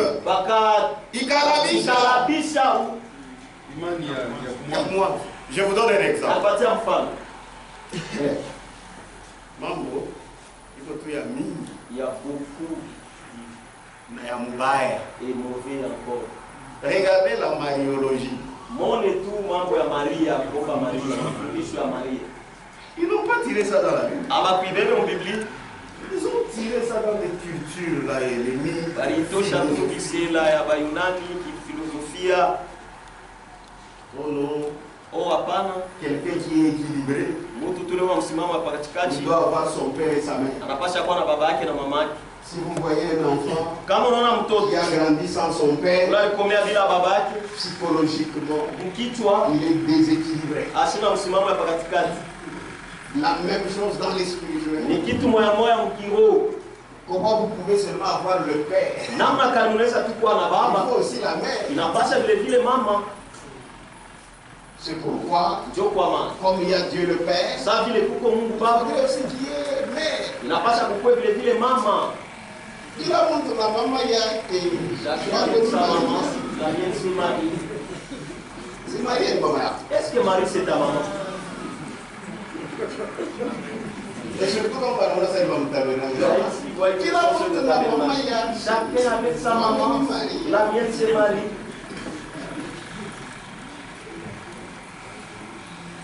Amen. Ça n'a rien à faire dans la vie. Haina tamba mambo kufanya mbibili. Oui, oui. Nous sommes comme prêtre disait, nous sommes des chrétiens équilibrés. Lakini walikuwa wanasema si tuko bali Musa msimamo hapa katikati. Si tuko na mama yetu. Vous êtes sans mère. Wewe mko bila mama. Amen. Amen. Maintenant, si tu n'as pas de foi, Sasa kama una na imani, cette idée-là te captive. ile wazo itakufunga. Nasema ndio. Plutôt que de watcher au maman. Les enfants qui n'ont pas de mère, Est-ce que tu as compris à bien? est-ce qu'il va bien grandir? Est-ce que tu as compris à Il ne bien? va pas bien grandir. Yo. Donc on a raison. Ils ont raison. C'est que mon moyen de savoir. C'est-à-dire Dieu lui avait oublié.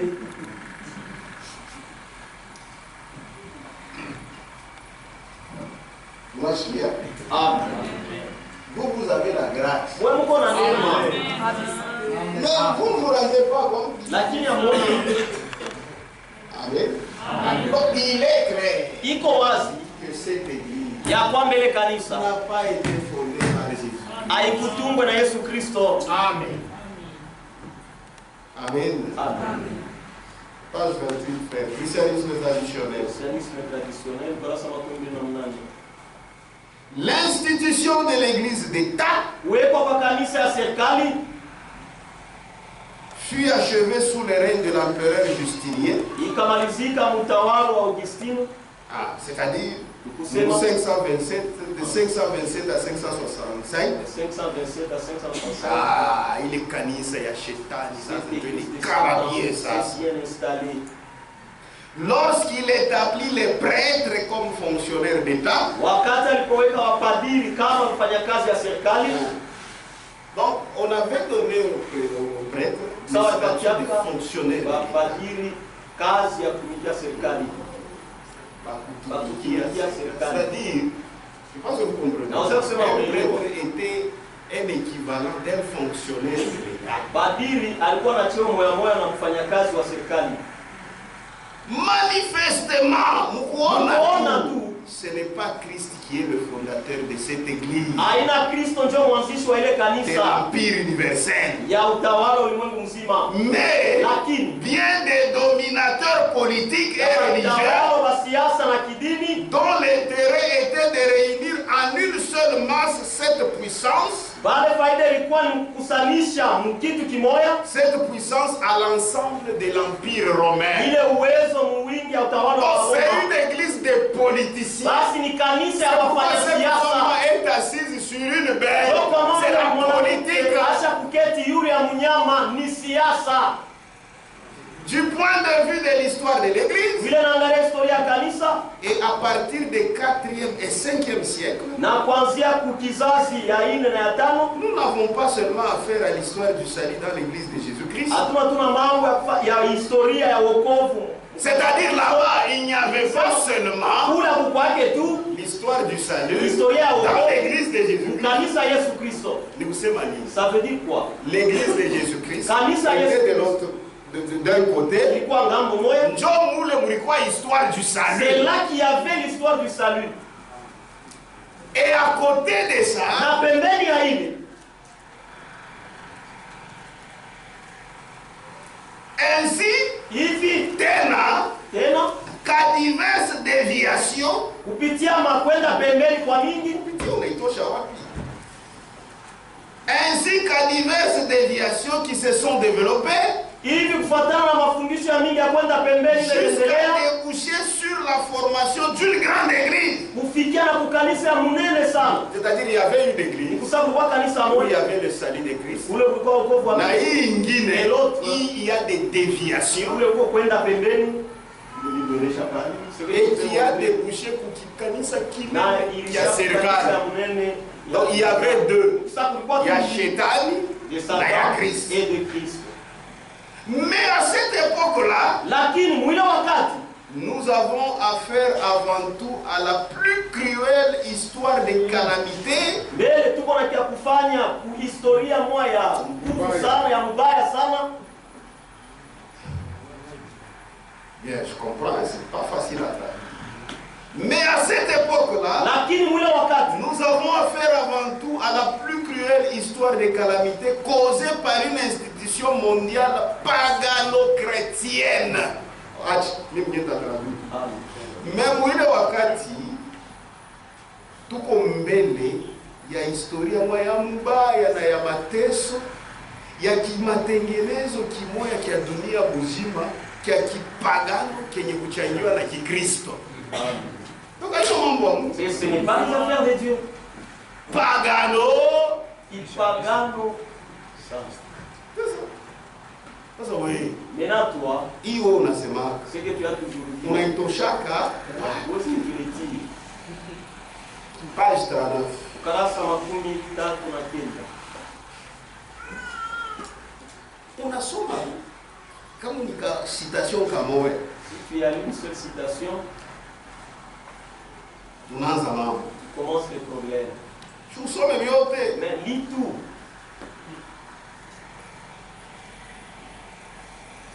Christianisme traditionnel page 39. Christianisme traditionnel ukarasa makumi tatu na kenda. Depuis l'établissement de cette église universelle, Tangia kuwekwa kwa ile kanisa ulimwengu mzima, des quantités de choses ont été introduites, vitu vya mingi viliingia, enseignées et kufundishwa même proclamées comme dogme. na hata kutangaza kama mafundisho. Hakuna namna ya kuibibisha. Pas moyen de nier. S'il vous plaît, monsieur l'abbé. Et donc si monsieur l'abbé, Maintenant, quand vous dites qu'on a 3 personnes en Dieu, kama mnasema watu maintenant, comment justifier que le christianisme est monothéiste? sasa mtasema je Kikristo ni Kuamini Mungu mmoja? Mungu mmoja? C'est un dogme. Ile ni mafundisho ya kuvisha Il faut seulement croire. inapasha paka kuiamini. Hapana. Non, Hapana. non. Moi, je me rappelle, j'étais enfant, bananyandama mafundisho. Nakumbuka nilikuwa mtoto mwate chasé Mafundisho. nikateshisu Mafundisho metubatize. huko Ma mbali. question inapita. Les questions il y en avait beaucoup. Mkiloko mkono yule. Ah, une religieuse, c'était une espagnole, Marie-Thérèse. Marie-Thérèse. Oh, tu as beaucoup de questions. Kuna maswali ya mingi mingi. Tu es un mauvais garçon. Uko mtoto mbaya wewe. Mauvais garçon. Uniji. Mtoto mbaya je? Répondez. Ananyandama Eh, mafundisho. marché chasé du catéchisme.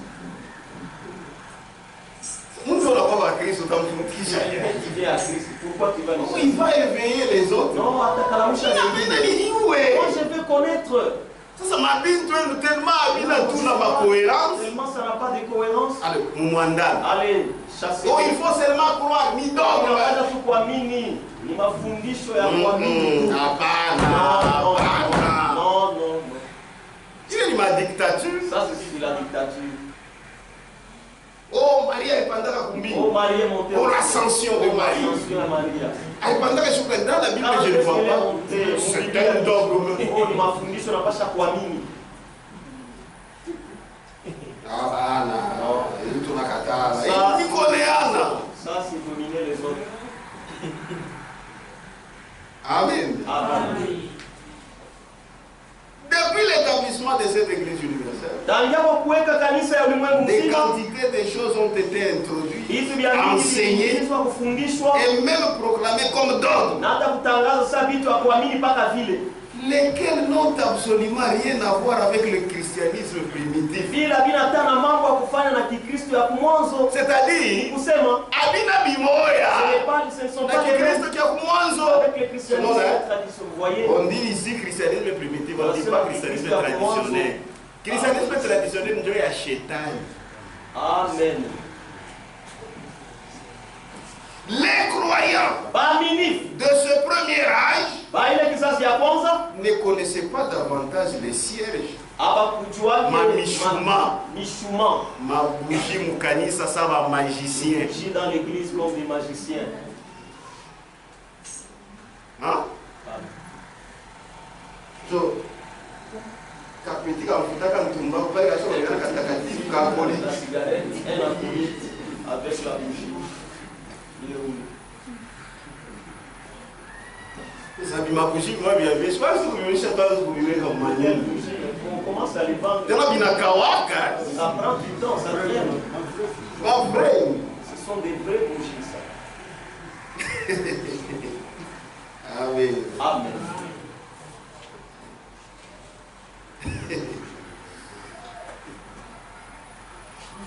Ils ne connaissaient pas les sièges. Abakujua yake mamishuma. Ils ne connaissaient pas l'encens. Abakujua yake uvumba.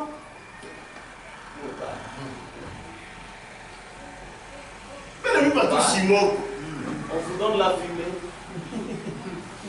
Et puis comment ils pouvaient ouper ça, hein? Comme c'est tellement On a bien oublié ouper. avec leur dîner blanc. Quand tu manges tout le moment, J'ai de l'eau, tout ça. bien tout. De l'eau salée. Seigneur, merci. Amen. Amen.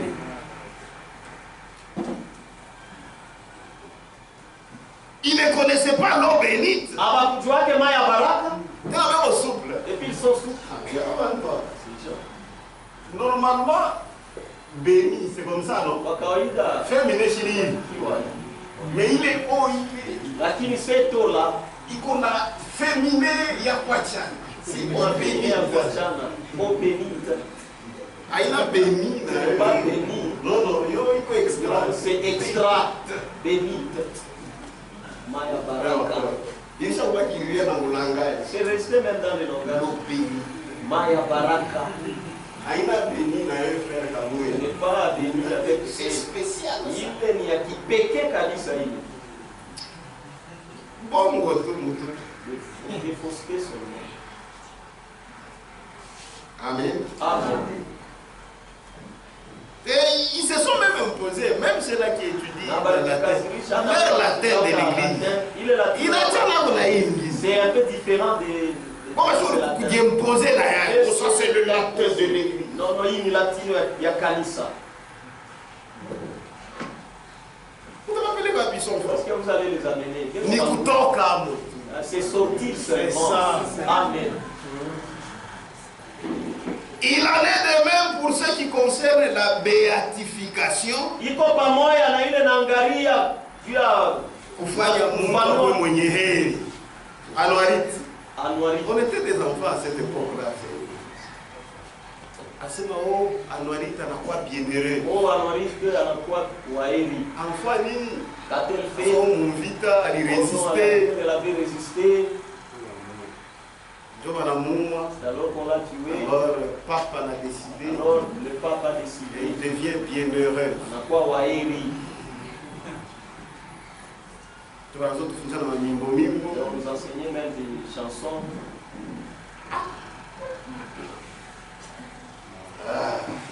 Sasa kuna mtu mmoja jina lake Anuarite alitegemea sana neno la Mungu.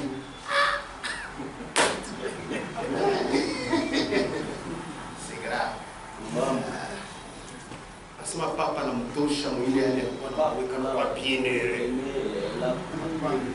On bienheureux, Yesu anasema bienheureux. Yule anaamini neno na kuiweka mpaka. Amen. Voilà la parole et la met en pratique. C'est ça. Amen. Vous ici, vous êtes des bienheureux. Moi, à waheri.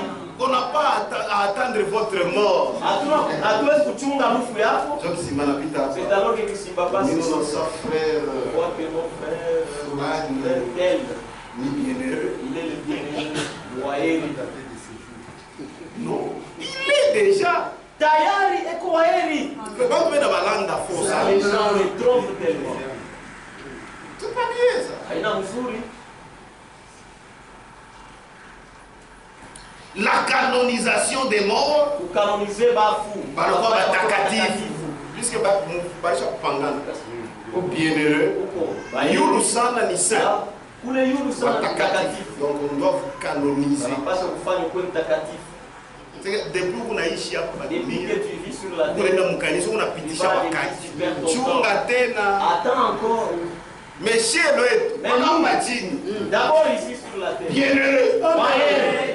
Makamba chini. Toujours ici sur la terre. Saint. Mtakatifu. Amen. Amen. Amen. Dans l'église primitive, Mukanisa ya mwanzo il n'y avait point de sacrifice quotidien de la messe. haukuwake masadaka ya wakati yote ya misa. Frère, kile kitu kiko kibaya. Ça c'est une très mauvaise chose. Ndio makufuru. C'est ça blasphémer. Jésus-Christ Yesu Kristo est mort à la croix alikufa kumsalaba une seule fois pour toutes. mara moja kwa lote. Par cette volonté, Kupitia ile mapenzi nous sommes sanctifiés tushatakasika une fois pour toutes mara moja kwa par lote. cette offrande. Kupitia ile sadaka C'est-à-dire, ni kusema quand je prêche à quelqu'un, kama nahubiri mtu, je dois kumutaia paka ile œuvre moya je dois moya. lui citer la seule œuvre là. Kama nayamini il est Si sauvé. elle croit dans cette œuvre anaokolewa. Est-ce que vous comprenez? Amen. Mais Lakini le diable Shetani est rusé. ni mjanja. Ils ont fait que l'église Walifanya kanisa de Satan ya shetani ou l'église de l'empire au kanisa ya utawala soit une machine à produire le salut. ikuwe mashine ya kutoa wokovu, Produire, hein? Bon. kuleta Ah. wokovu. C'est-à-dire, Ni kusema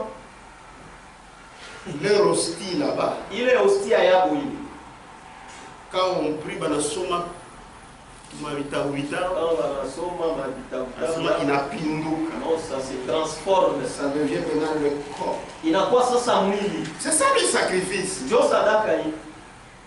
Et maintenant, Sasa le prêtre se courbe. badira anakunjama hivi, Et c'est un adorateur du pain. yeye ni mwabuduai wa mkate.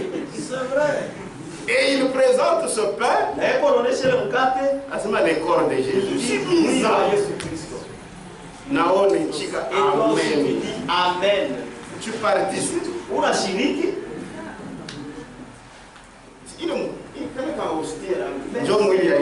C'est ça le corps de Jésus. Et puis il croit. Kisha Ça naamini c'est la transubstantiation. hii ni kugeuza mkate wa mwili. Kusema njoo hiyo. C'est-à-dire c'est ça. Et ils disent que c'est ce pain-là que nous adorons. Na leo unasema ya kwamba njoo ile mkate tuko na abudu. C'est ça. Njoo vile La messe. C'est un sacrifice. ile ni sadaka ya wakati yote. Mimi nasema kama bantu bali qui parle légèrement de cette église. Moi j'ai toujours dit bale watu wanasema tu kwa mwepesi tu ile kanisa. Ababiu. Ils ne connaissent rien. Même eux-mêmes. Hata bo benyewe. Ils savent. Banajua Que shi. ya kwamba nous, Kama tunaenda kumisa. si nous allons à la messe, Ni kushiriki. c'est participer, communier. Ni sadaka. C'est le sacrifice. Mais comme ça, nous pouvons Avant de vous donner d'abord, ils vont d'abord offrir des histoires, tout ça vous amener. Et après, ça se transforme, ça devient le corps. Non. Hapana ndugu, Que Dieu soit loué. Mungu asifiwe. Il n'y avait pas de sacrifice quotidien de la messe. Haukuwake sadaka ya kila siku ya misa. Point d'invocation à la mère de Dieu. Hakuna kamwe kwa kuita mama wa Mungu. Et point de couvent. Na hakuna makuvant. Il dit, j'ai devant moi une liste qui sera publiée plus bas. Des différentes proclamations faites jusqu'à la déclaration d'infaillibilité du pape en l'an 1850. D'ailleurs, la liste est assez longue. Ce qu'ils ont ajouté là. Vous voyez, frère?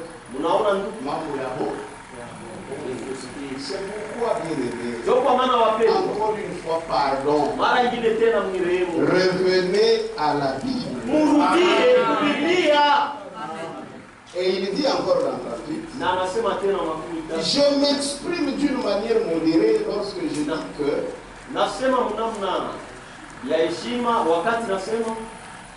je m'exprime d'une manière modérée lorsque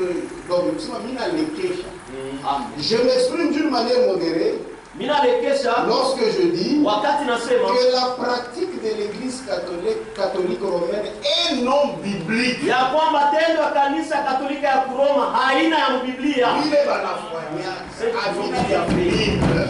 pas dans la Bible. Il dit, je m'exprime d'une manière modérée lorsque je dis que la pratique de l'Église catholique romaine est non biblique. Il donne un exemple.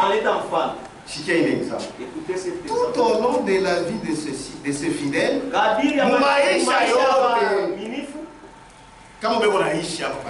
tout au long de la vie de ces fidèles, de leur naissance à leur mort, cette église leur déclare que leurs péchés sont pardonnés par son intermédiaire.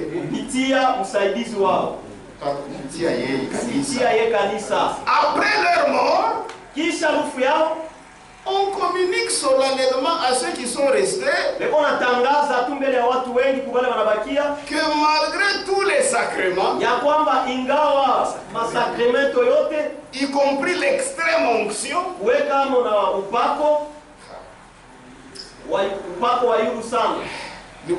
c'est-à-dire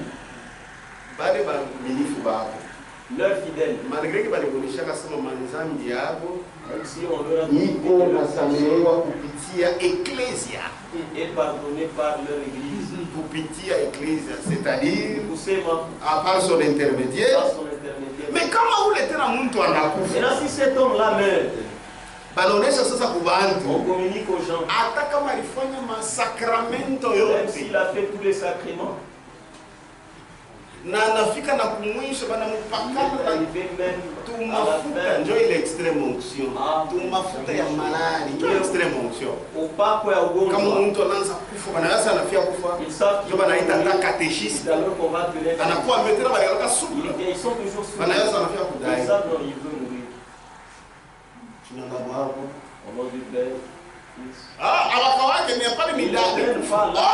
la Bible dit, si quelqu'un est malade, appelez les anciens, a été basé afin qu'il soit et quand il va prier, c'est pour qu'il meurt. C'est pourquoi ils appellent ça extrême onction.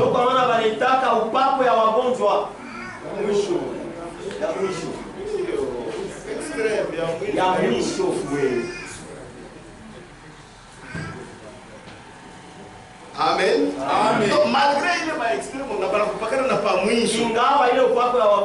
Mais on te dira encore. Celui qui est décédé se trouve dans le purgatoire. Et comme purgatoire. Moi je vais sortir. Toutes les souffrances que j'ai dans cette église. Après à la fin, je meurs. Après on dit que il n'est pas encore arrivé.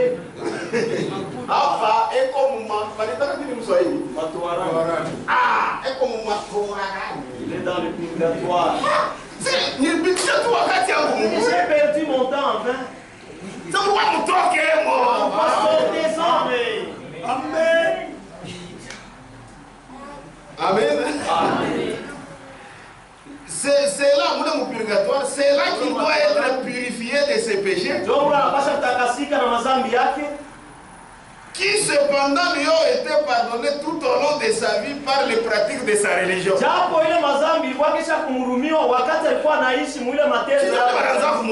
C'est ce qu'on lui disait. Reste dans l'église. Tu vas te perdre. Maintenant il meurt. Rien. Non, zéro. C'est fou. Quel paradoxe! Du reste, le purgatoire, comme toutes les doctrines et les dogmes de cette organisation, n'est qu'une pure invention. Il est ni matumbo tout il est beau venir Marie, tout ça c'est faux. Moi, ma frère, vous tous les frères, moi, chaque fois dans ma 40e jour, vous qui avez la vie, moi, pagan. Amen. Laissez-moi, ça veut dire évangéliste ou évangéliste. Je suis païen. Pourquoi pagan non? C'est pourquoi il y a des fois j'aime ça.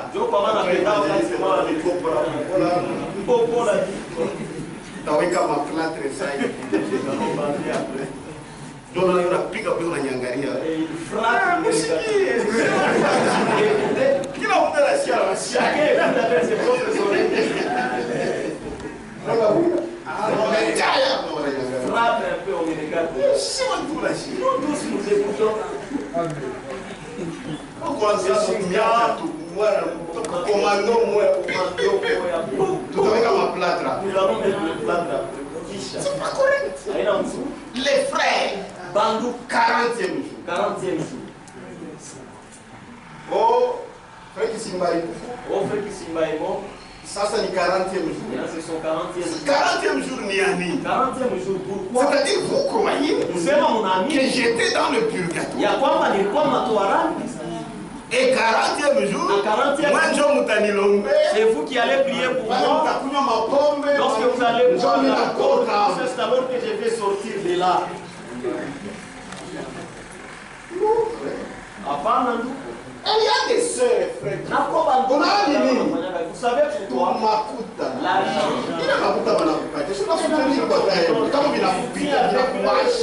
Ça t'échappe, ça te dépasse. Il y en a beaucoup. Tout le monde m'a fait des fêtes. Ça c'est la 40e jour. Il y a un 40e jour. Je pense que s'il n'était pas le 40e jour, il est mort. Amen. Amen. Amen. Amen. C'est pas normal. Non, ma frère. Même les frères. Ce qui n'est pas venu à l'église. C'est le 40e jour de mon oncle.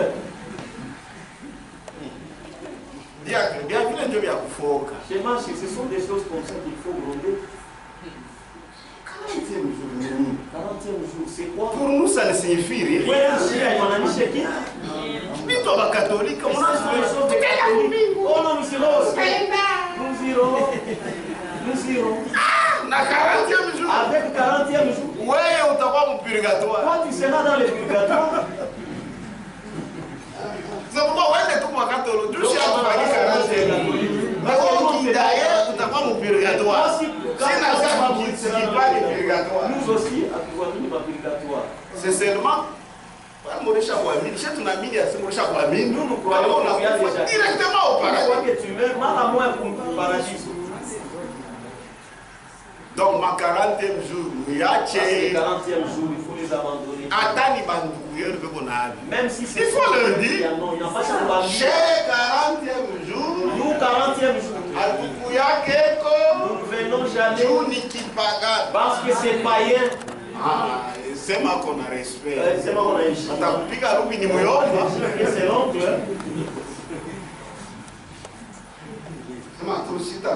Dis seulement, je ne viendrai pas. Dans notre foi, ça n'y va. Pardonnez-moi, oncle. On va te gifler. Il faut être sage. Pas chaque fois, on va être membre. C'est une jonque, c'est membre. Oh, ma parole! Oh, les païens! Les frères qui s'embarrassent. Pagano!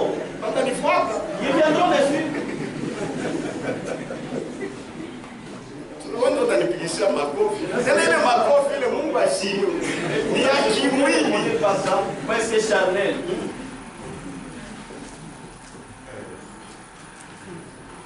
Amen. Amen.